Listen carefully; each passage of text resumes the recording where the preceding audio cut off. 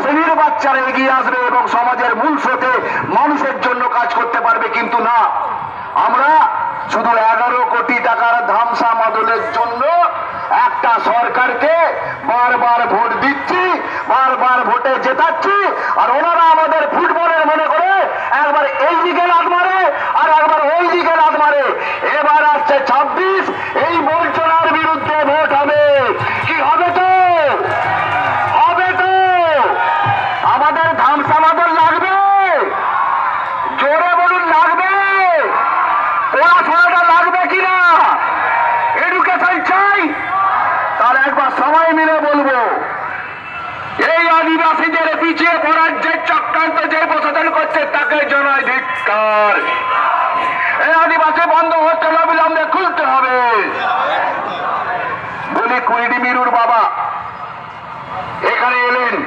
কুইডি মিরু আমরা নামটা প্রকাশ করছি না বলি, রামপুরহাটের সেই নৃশংস হত্যাকাণ্ড, মাত্র 12-13 বছরের এক স্কুল ছাত্রীকে কেটে টুকরো টুকরো করে নদীতে প্যাকেট করে ঢুকিয়ে দেওয়া হলো। তার বাবা এখানে এসে কি বললেন, যে আমাদের যে মেয়েটাকে এইভাবে নৃশংসভাবে হত্যা করে নদীতে ফেলে দিল, তার জন্য এইটা কি দেখতে পাচ্ছেন, একটু শুনে, এটা কি?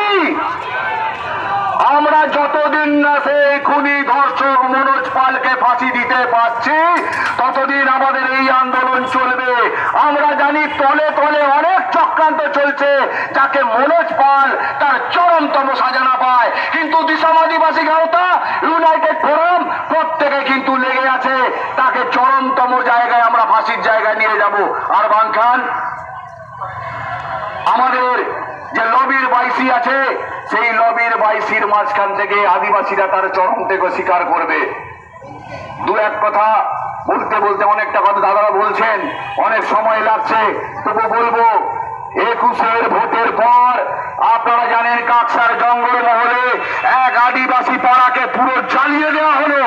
ভোটের রেজাল্টের পর পুরো জ্বালিয়ে দেওয়া হলো, না কোনো খবর হলো না কিচ্ছু হলো।